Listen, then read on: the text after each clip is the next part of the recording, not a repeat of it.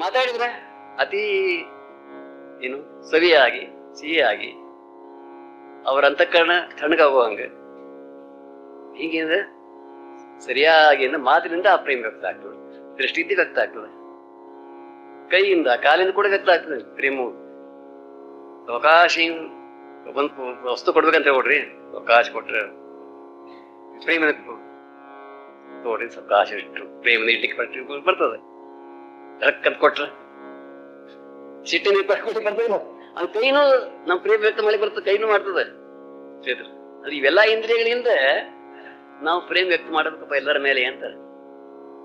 ನೋಡ್ರಿ ಹೇಳಿಕೆ ಬಹಳ ಸರಳ. ನಿಮ್ಮ ಪ್ರತಿಯೊಂದು ನಿಮ್ಮ ಮನೆಯೊಳಗೆ ನೋಡ್ಕೊಡ್ರಿ, ಮನೆಯೊಳಗೆ ನಿಮ್ಮ ಮುಖ್ಯ ಮನೆಯೊಳಗೆ ಶುರು ಮಾಡ್ಬೇಕಂತ ಹೇಳ್ರಿ.